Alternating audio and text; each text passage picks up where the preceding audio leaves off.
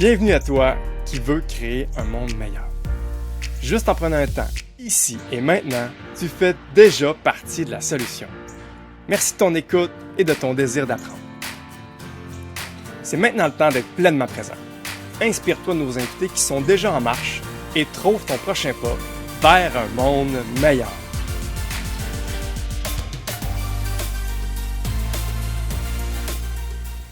Bienvenue à un autre épisode sur un sujet qui me tient particulièrement à cœur. Un sujet qui m'a beaucoup influencé au cours des 5 dernières années. Celui de la pleine conscience. C'est un sujet très vaste qui commence à devenir à la mode, un peu trop peut-être ou pas, ça dépend de quel côté tu te situes. Mais c'est un sujet que moi m'a profondément marqué dans mon implication à créer un monde meilleur. Puis, je veux qu'on réponde à une question bien précise pour se donner une direction. C'est comment que la pleine conscience peut contribuer à un monde meilleur. Moi, le premier, j'étais convaincu que non. La première fois que je me suis inscrit à un cours, j'y allais de reculons, puis je trouvais que c'était une sorte de plaisir de riche, de prendre le temps d'être conscient, de regarder mes émotions puis mes états d'être et voir à la racine, alors que moi, j'étais dans un état de prise de conscience des enjeux environnementaux planétaires, puis j'étais là. On fera ça une fois que la maison est éteinte, là, le feu est pogné, réglons ces problèmes-là. Après ça, on checkera notre pleine conscience. Mais force est d'admettre que ce premier cours-là, j'ai été de reculons, je me suis réinscrit 4 autres fois parce que j'ai pris conscience que oui, si on veut avoir la paix puis l'harmonie entre la nature planétaire puis les humains, il faut aussi avoir une harmonie autour de nous. Notre famille, nos amis, notre milieu de travail. Et même, il faut avoir une harmonie de nous à nous. Hein? Notre tête, notre cœur, notre corps. C'est ça. Moi, dans le fond, ça m'a fait confronter parce que j'ai pris conscience que je n'avais pas cette harmonie en dedans de moi-même. Puis là, j'avais l'audace de vouloir régler les problèmes de la planète. Ça m'a beaucoup confronté. Et je crois sincèrement qu'il y a plein de façons pour contribuer à ce monde meilleur-là avec la pleine conscience. Et je suis en compagnie de la meilleure personne à ma connaissance pour en parler, Simon Poulain, j'ai découvert en premier lieu comme collègue. J'ai la chance d'avoir vraiment des beaux collègues. Puis c'est lui qui a réussi à titiller ma curiosité en donnant un petit swing à la pleine conscience. Il appelait ça la communication pleine conscience. Puis moi, étant prof, j'avais conscience que la communication était importante. Puis je peux bien aller apprendre, consciemment ou non, il faut que je m'améliore dans ma communication. Et c'est ça, frappé de la puissance de cet enseignement. J'en me suis réinscrit plusieurs fois. Ça m'a profondément marqué. Je sais que tu as profondément marqué positivement plein de gens. Merci d'être là, Simon Poulain. Merci Michel, c'est très gentil. Je suis très heureux. En fait, j'en étais conscient aussi que ça t'avait bouleversé au départ et que par la suite, tu as eu la piqûre, on pourrait dire ainsi. Du moins, je t'avais apprivoisé. Et t'es revenu. Et donc, je suis très touché que tu m'offres un peu de temps pour en parler, te connaissant aussi avec ta présentation. Oui, effectivement, tu as un souci pour l'environnement, la planète, les autres, l'équilibre, pour la beauté du monde. Donc, on sent que cette beauté-là, cette bonté-là t'habite. Maintenant, effectivement, des fois, on pourrait dire, on se perd un peu dans comment agir. Comment améliorer le monde. Là-dessus, on peut peut-être des fois se dire, je me suis trompé un peu, mais il y a aucune culpabilité à avoir tant que le cœur y est. Même quand on fait des dites erreurs, ce ne sont pas des erreurs. Alors ça, là-dessus, chaque fois que les gens disent, les écologistes sont extrémistes, les ci sont... Écoutez, je veux dire, premièrement, ils ont le cœur à la bonne place, généralement. Il peut y avoir des fanatiques, mais généralement, ces gens-là ont un souci de quelque chose. Au même titre que les gens qui sont dans le développement personnel, même des regroupements religieux, tout ça, puis il y en a qui disent « ils sont endoctrinés, blablabla ». Écoute, pour moi, ils ont un souci de l'être. Ils ont des questionnements extrêmement profonds qui les traversent et leur démarche est noble. Est-ce qu'elle est juste? Est-ce que c'est la meilleure? Écoutez, la vie nous prend un petit peu en charge là-dedans. Elle nous laisse le temps de faire des tâtonnements, puis plus ça va, plus on se rapproche de nous-mêmes, plus on se rapproche de quelque chose. On en parlait tantôt de la racine, et finalement, peut-être plus en vieillissant, quarantaine, cinquantaine, soixantaine, il y a une sagesse qui est plus évidente, parce que quand on est plus jeune, on a une fougue qui semble ne pas avoir de fin. On se dit, ben, on pourrait défoncer des murs et aussi des portes ouvertes. Alors, il y a des fois des méprises, mais écoute, je suis très sensible à toutes les démarches depuis le début, et même si parfois on sent que c'est trop intense, je préfère ça de loin que l'indifférence qui traverse beaucoup de gens. Un sentiment très, tu sais, les gens sont un peu apathiques parfois, comme rien les intéresse, ni la politique, ni l'écologie, ni quoi que ce soit. Donc je me dis, bon, ben ça, c'est des arbres morts, il faudra faire quelque chose, il faut leur greffer un peu de vie. Donc, au contraire, je suis très touché à des gens qui sont portés par des questionnements puis des désirs. Tu disais à un moment donné, quand tu m'as approché, d'aider un peu, m'aider dans la pleine conscience, mais c'est simplement de partager et de faire vibrer, de faire monter la sève, tu vois, favoriser une montée de sève. Ça, c'est génial. Puis après, ben, la sève, elle fera son travail plus en aval. Donc, voilà. Donc, merci beaucoup, Michel, pour cette invitation. Tu sais, aujourd'hui, là, on parle beaucoup, j'ai envie de dire, là, de concepts théoriques, où est-ce que ceux qui nous entendent, encore une fois, on peut très bien dans notre tête. Puis là, tu essaies de comprendre ça dans ta tête. Puis là, tu peux juger ça. Je sais pas comment les gens le reçoivent, toute l'information que tu viens de transmettre là. Mais effectivement, mon ressenti, il y a une étape où est-ce que tu peux le ressentir dans ton corps. Puis tu peux le ressentir sur ton regard. Puis c'est de quoi qui s'entraîne, justement, qu'on l'a nommé. Puis c'est beau, justement, là, de quitter le mode réaction, que j'ai envie de dire, qui est même encouragé, j'ai envie de dire, dans notre éducation. On veut répondre rapidement, puis il y a plein de gens qui regardent nos politiciens dans l'élection, ils sont toujours en mode réaction. Moi, ça me ferait plaisir, là, à un moment donné, ils sont pas une question, ils prennent un petit moment de silence. Eh oui, exact. Puis tu sais, le fameux, je trouve qu'on est sur notre guidon des fois, puis on peut juste réagir. Mais là, on dirait que moi, la pleine conscience, un truc qui m'a fait, c'est de pouvoir reculer, puis dire, OK, là, ça vient à moi, oui, c'est la même chose. Mais on dirait que j'ai un temps de réflexion de plus. Des fois, j'ai même le réflexe de dire, oh, ça me fait-tu remonter une émotion? Là? Oh, ça a-tu le goût de me mettre en colère, ce que je vis là? Puis ça donne vraiment un autre regard qui est peut-être dur à comprendre comme ça. Puis que ceci, ben, tu veux ça. Encore une fois, là, moi, les gens qui veulent créer un monde meilleur, je les veux attentifs, avoir un bon regard, puis de ne pas être en mode réaction, parce qu'on peut tellement être tiré partout. On veut pas des gens qui s'éparpillent puis qui veulent juste réagir. Voilà juste ça, une façon de bien montrer que ça peut contribuer à un monde meilleur. Oui. Écoute, je vais être confrontant pour une seconde. Ça peut être une bonne façon de s'éviter de vouloir créer un monde meilleur. Ah? Vas-y donc. Qu'est-ce que tu veux dire qu'on veut s'éviter? Depuis, disons, 5-10 minutes, tu as vu quelque chose qui a monté. Jamais, pendant que je te parlais ou que quelque chose parlait en moi, à travers moi, il m'est venu l'idée que je voulais un monde meilleur.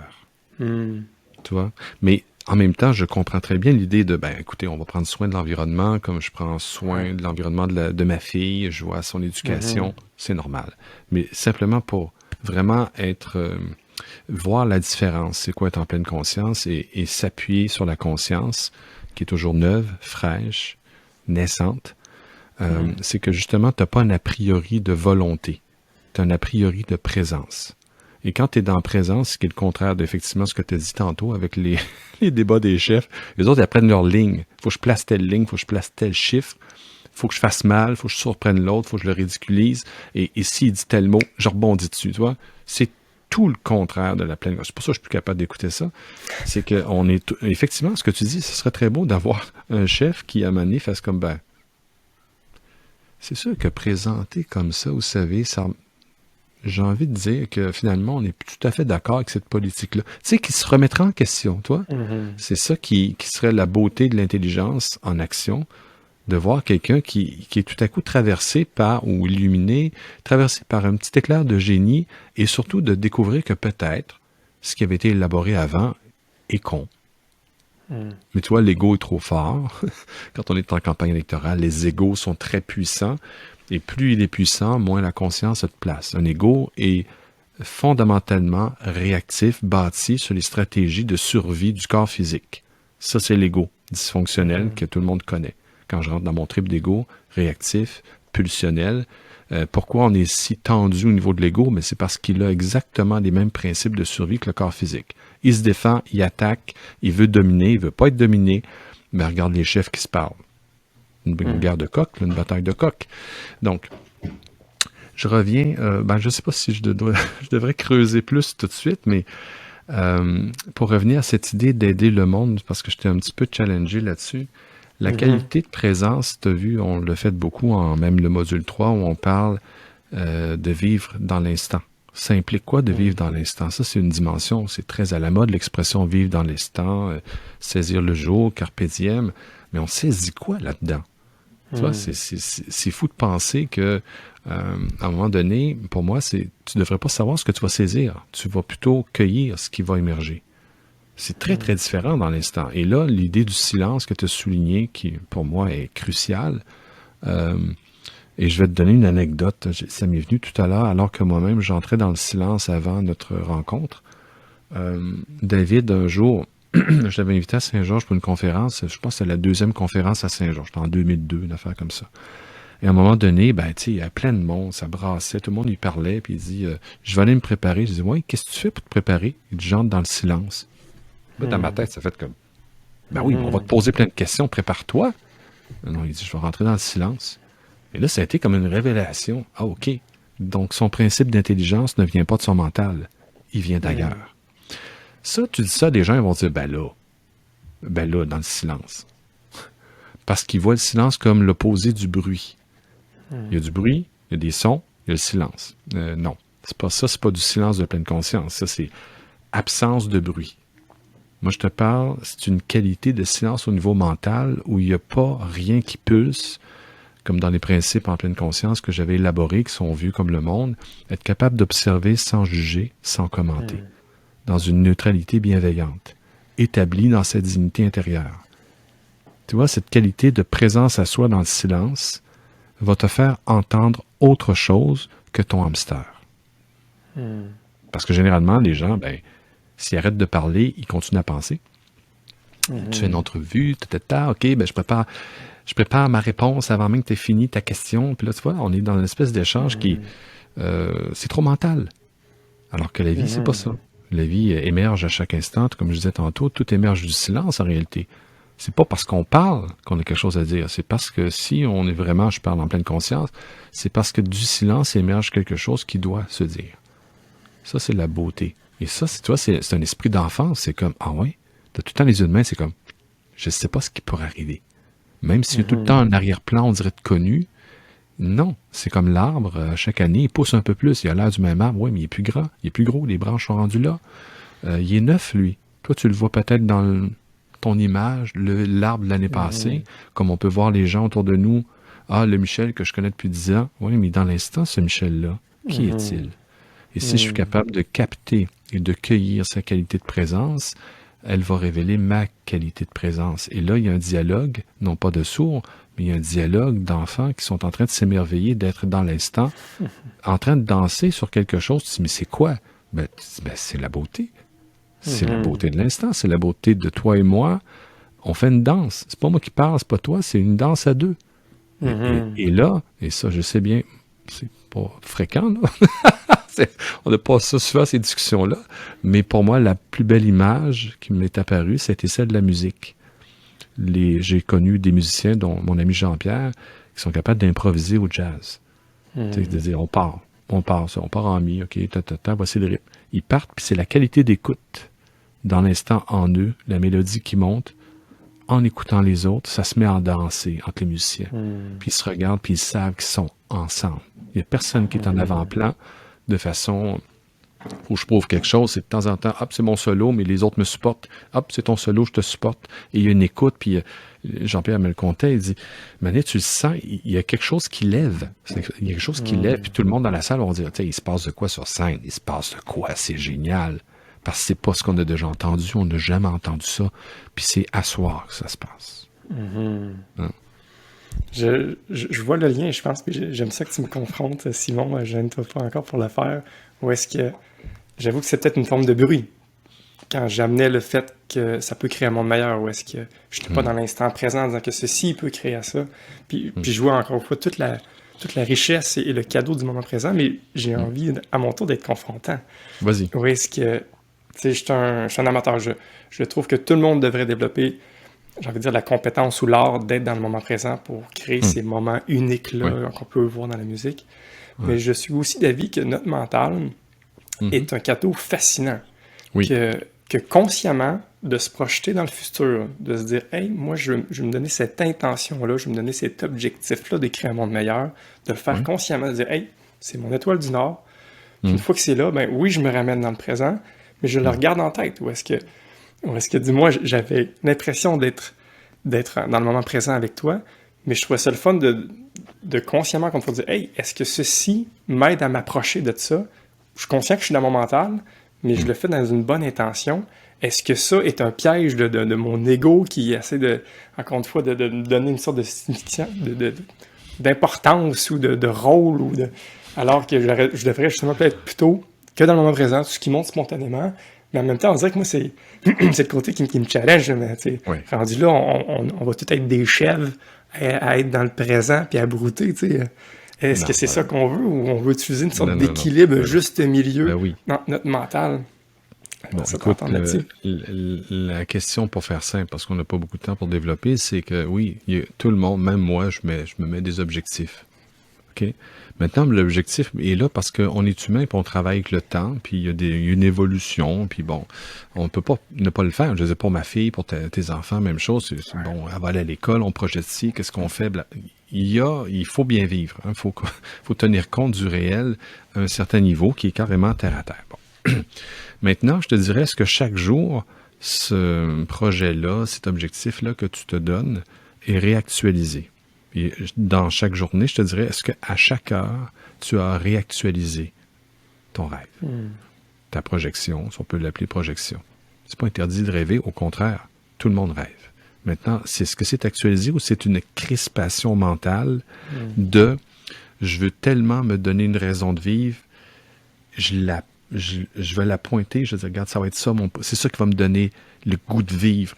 Et si je le lâche, ça veut dire que je l'abandonne, ça veut dire que même je suis paresseux, puis que je suis pas assez tough. Puis tu vois, là, tu te mets, l'ego s'empare de ça en se disant, OK, donc, cette crispation-là va te figer dans ton évolution. Et pourtant, tu vas dire, ouais, mais Michel, il a l'air tellement intense.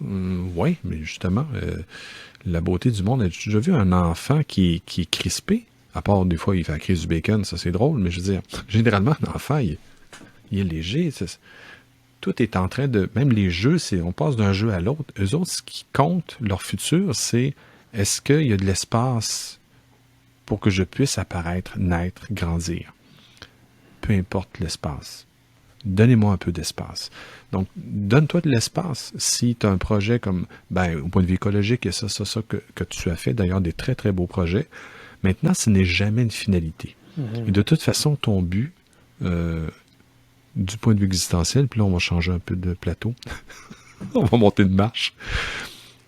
Ton but, c'est pas de créer un monde meilleur, c'est que qui t'a été donné au niveau de la conscience ait pu grandir. Comme nos enfants, on se dit, j'espère que mon enfant ne restera pas 5 ans et demi. Là. Il va passer à 6, 7, 8, 15, 20, puis à un moment donné, il va être autonome.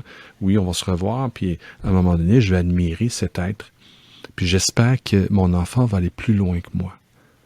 Et un peu comme nos parents nous ont donné tout ce qu'ils pouvaient. Génial.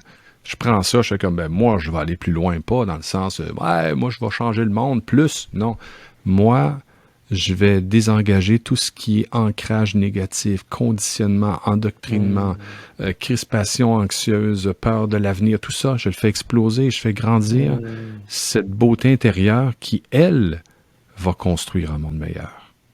Ah, c'est beau. Puis dans l'instant, quand tu entres en conscience, tu es en train de construire un monde meilleur. Parce que de là ne peut pas émerger un monde pourri. Parce que tu es en train de toucher à la racine dont on parlait tantôt. L'enregistrement. On est en train de toucher à la racine qui est la beauté en elle-même. Et là, tu fais comme, wow, qu'est-ce qui peut émerger de ça? De la beauté. Ça ne veut pas dire qu'il n'y aura pas de difficulté et tout ça, mais c'est la beauté, c'est de l'intelligence en action. Et je suis, avec le mental, la capacité cognitive qu'on a, je suis au service de cette intelligence-là en moi. Est-ce que j'ai besoin de me crisper dans un futur? Non, mais je peux me donner un objectif. Tiens, on va faire des nouvelles... on va s'arranger pour que les bandes riveraines au lac soient meilleures. OK. Est-ce que je suis en train de construire un monde meilleur? Non, tu es en train de faire en sorte que les bandes riveraines soient meilleures. Tu peux foutre le bordel, tu peux mettre tout le monde en colère en voulant arriver avec un projet dans lequel tu es tellement crispé que finalement, tu vas t'aliéner tout le monde. Donc, est-ce que tu construis un monde meilleur? Non. Ça part d'une crispation, tu vois? C'est tout ça le travail de la pleine conscience. Ça émerge d'où ton envie de créer un monde meilleur? Ça peut être noble. Oui, généralement, ça l'est. Maintenant, si tu sens une tension intérieure, que tu sens dans le cœur, dans les viscères, dans la tête, puis tu t'arrêtes pas d'y penser, puis ça te vire, et ça te rend plus léger, si tu es dans le combat tout le temps, je veux dire, ben là, tu n'es probablement pas en train de rendre le monde meilleur. Tu vois? Donc, c'est facile de mesurer, et tu es en train de participer à quelque chose qui, au niveau de la beauté, on va revenir à ça, au niveau de la beauté, si tu dis, mais effectivement, j'ai l'impression que dans l'instant, dans mes journées, il y a quelque chose qui est léger, qui est beau, qui est nourrissant pour les autres. Tu peux le voir avec tes enfants, généralement, c'est tes parents. Mon enfant grandit bien, il est heureux, je réponds bien à ses besoins, je dis non quand c'est le temps, je dis oui quand c'est le temps, Tu le mesures chaque jour. Ton but de faire que ton enfant soit heureux et libre, ben OK, on verra ça dans 20-30 ans. Dans l'instant, ton enfant, ce qu'il veut, c'est toi dans l'instant. Quand elle va arriver de l'école, il veut Michel, complètement disponible, le cœur ouvert. Et quand il va rencontrer ça, l'enfant, lui, il va rencontrer un monde meilleur là. Parce qu'il voit rien d'autre. Tu vois? Mais je comprends l'idée qu'en tant qu'adulte responsable, relié à la société, qu'on ait des projections. On vise ça, un monde meilleur. On va décarboner. On va faire ci, on va faire ça. On va améliorer les hôpitaux. Pas de problème. Maintenant, comme je t'ai dit, toutes les personnes qui vont rentrer dans ces projets-là, qui ne sont pas eux-mêmes suffisamment bien établis dans leur dignité, s'il n'y a pas suffisamment de bienveillance et de conscience, ça va déraper ou ça va être un coup d'épée dans l'eau. Puissant.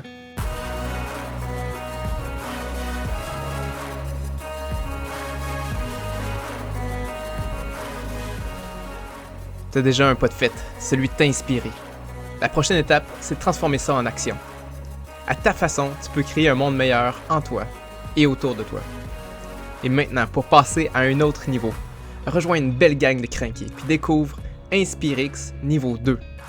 La plateforme qu'on a créée pour t'aider à devenir encore meilleur et te faire voyager vers tes rêves. Visite inspire-x.ca/niveau 2 et abonne-toi. À bientôt.